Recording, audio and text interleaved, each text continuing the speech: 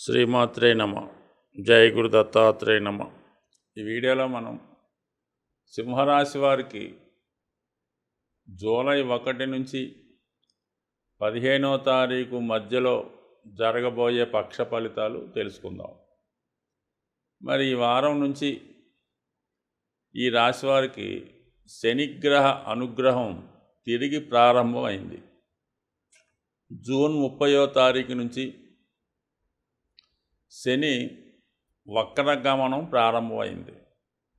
గత కొంతకాలంగా సింహరాశి వారికి సప్తమ స్థానగతుడైనటువంటి శని భగవానుడు ఏదో కారణం వల్ల ఇబ్బంది పెట్టడం, పనులు వాయిదా పడడం జరిగింది. ఇప్పుడు 6వ భావంలో ఉన్న ప్రభావాన్ని తిరిగి ప్రారంభించడం జరుగుతూ ఉంటుంది.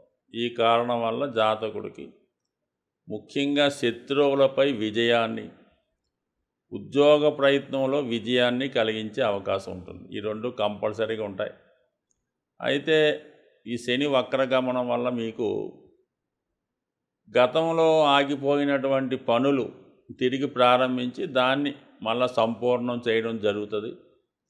ముఖ్యంగా ఉద్యోగ సంబంధించిన విషయాల్లో, అలాగే వివాహానికి సంబంధించిన విషయంలో కూడా, ఎందుకంటే 6, 7 భావాలు యాక్టివేట్ అవుతాయి కాబట్టి మీరు గతంలో ఏదైనా ఉద్యోగానికి ప్రయత్నం చేసి ఉండి మధ్యలో ఆగిపోయి ఉన్నా, ఏదైనా వివాహ సంబంధం, అది అబ్బాయిలకు కానీ అమ్మాయిలకు కానీ ప్రయత్నం చేసి ఏదో దాన్ని పెండింగ్లో పెట్టడమో పక్కన పెట్టడమో ఆగిపోయి ఉంటే తిరిగి దాన్ని మళ్ళీ ఒక్కసారి పరిశీలించి వాళ్ళతో సంప్రదిస్తే ఆగిపోయినటువంటి ఈ వివాహ ప్రయత్నం తిరిగి ప్రారంభమవుతుంది. మళ్ళీ మీకు ఆ సంబంధం కుదిరే అవకాశం ఉంది. అలాగే భార్యాభర్తల మధ్య విభేదాలు ఉండి టెంపరీగా విడిపోయి ఉన్నా వాళ్ళు మళ్ళా మీరు కానీ వాళ్ళు కానీ ఎవరో ఒకరు గతాన్ని మర్చిపోతే తిరిగి మళ్ళా కొత్త జీవితాన్ని ప్రారంభించవచ్చు.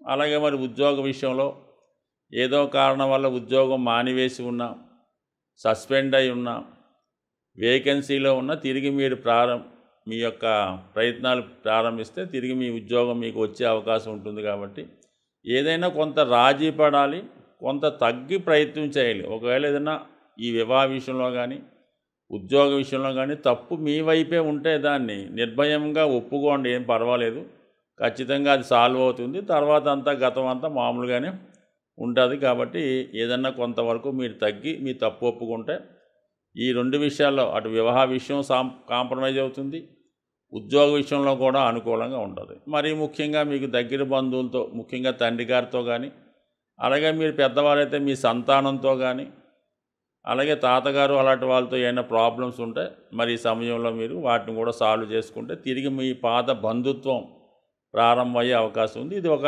మంచి మార్పు ఈ సింహరాశి వారికి ఈ నెల 1వ తారీఖు నుంచి. ఇక కుజుడు మీకు కూడా జూలై 12 వరకు భాగ్యస్థానంలో ఉంటూ మీలో ఉన్నటువంటి టాలెంట్కి, సామర్థ్యానికి తగిన గుర్తింపు రావడం జరుగుతుంది. అలాగే మీ యొక్క సంతానం యొక్క అభివృద్ధి కూడా మీకు ఆనందదాయకంగా ఉంటుంది. వాళ్ళు ఏదో ఒక దాంట్లో సక్సెస్ అవుతారు. సో ఈ 2 కారణాలతో పాటు భూములు, స్థిరాస్తులు ఇవన్నీ కూడా మీకు అనుకూలంగా ఉంటాయి. జూలై 12 తర్వాత కుజుడు దిగ్బలుడై దశమ కేంద్రంలోకి గురువుతో కలిసి సంచరిస్తూ ఉంటాడు. ఇది కూడా ఒక అద్భుతమైనటువంటి యోగం మాట. మరి యోగకారకుడైనటువంటి కుజుడు మరి పూర్వపుణ్య స్థానాధిపతి అయినటువంటి గురువుతో కలిసి ఉండడం ఒక విధంగా చెప్పాలంటే మీ యొక్క ఉద్యోగ అభివృద్ధికి ఇది కారణం అవుతూ ఉంటుంది.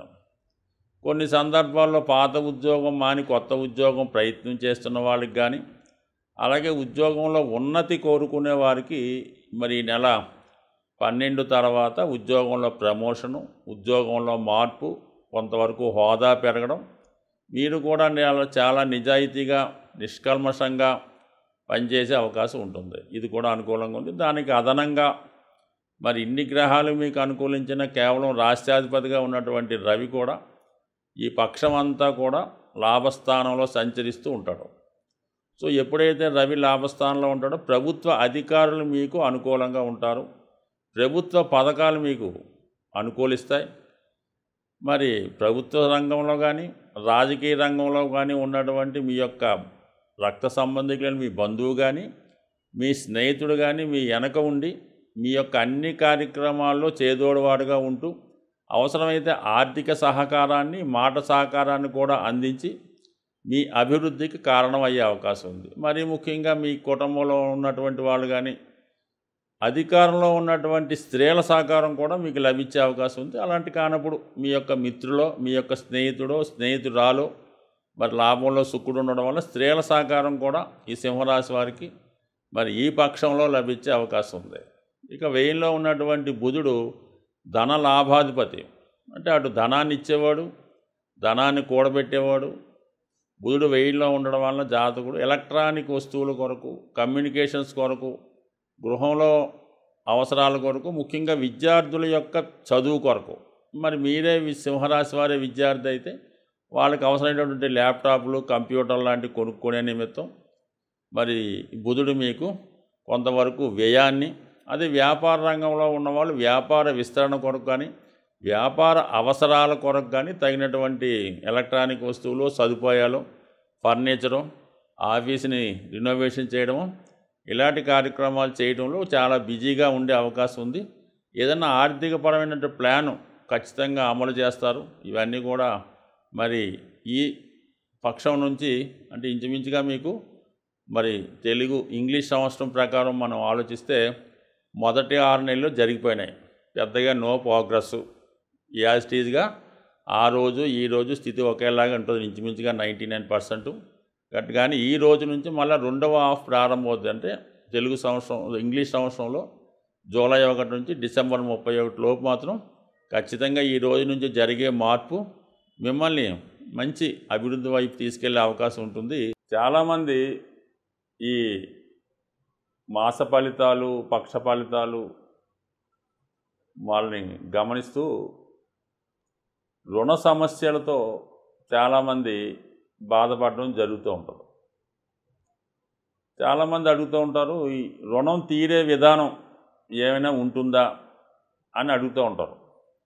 అంటే రుణం అన్నది ఏంటంటే కేవలం మనం ఒకరి దగ్గర తీసుకున్నటువంటి ధనమే కాకుండా కొన్ని జన్మత కొన్ని బాధ్యతలు వస్తుంటాయి, వాటిని కూడా మనం రుణంగానే అంటూ ఉంటారు. అయితే ఏదన్నా ఒకళ్ళ దగ్గర తీసుకున్నటువంటి ధనం తిరిగి తీర్చే ప్రయత్నంలో చాలామంది కొన్ని సూచనలు ఏ విధంగా తీర్చాలన్నటువంటి విషయాన్ని అడుగుతుంటారు.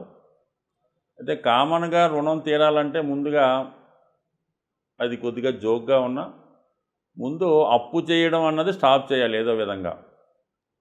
అలాగే మీ యొక్క ఆదాయంలో ఎంతవరకు మనకి మిగిల్చుకోగలం అన్నది పరిశీలించి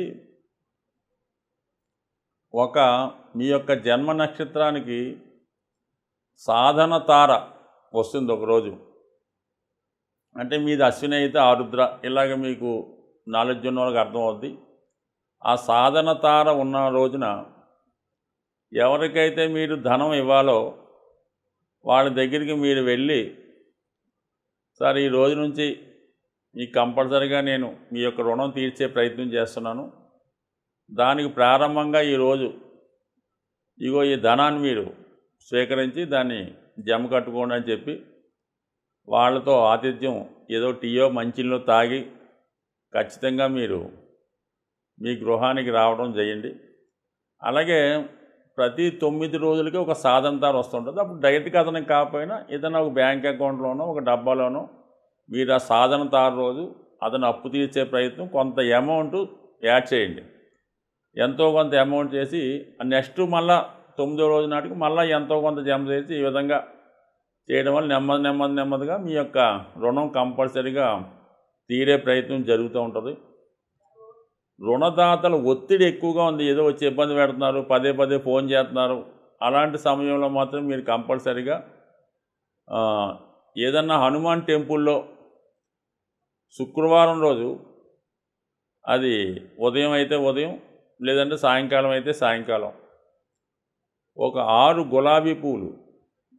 గులాబీ పూలు తాజాగా ఉన్నవి హనుమాన్ ఆలయంలో సమర్పించండి. స్వామిని అలంకరించమనండి. అక్కడ ఉన్నటువంటి సింధూరం బొట్టు తీసుకొని మీరు తిలకంగా ధరించండి. ఇలా ఒక 6 శుక్రవారాలు స్వామికి ఈ ఎర్ర గులాబీలు సమర్పించడం వల్ల మీకు కంపల్సరిగా రుణదాతల నుంచి ఒత్తిడి తగ్గుతుంది. ఏదో విధంగా రుణం తీర్చే ప్రయత్నం కూడా కనబడుతుంటుంది. సో ఏదైనా రుణం తీర్చాలంటే కొంత ప్రయత్నం కూడా అవసరం.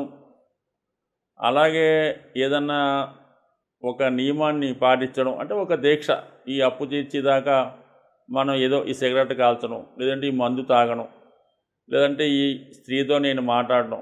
ఎందుకంటే సాధారణంగా అప్పుల పాలైన వాడికి ఇలాంటిది ఏదో ఒక అలవాటు ఉంటుంది, లేదంటే ఒక పేకాట, లేదంటే ఒక బెట్టింగు. దీనివల్లే అతను అప్పుల పాలవడం జరుగుతుంది. కాబట్టి అది ఒక నియమంగా పెట్టుకొని, అంటే ఏ కారణం వల్ల మీరు అప్పు అయితే చేశారో అది మీరు నియమంగా దాన్ని వదులుకునే ప్రయత్నం చేయడం వల్ల కూడా ఖచ్చితంగా మీకు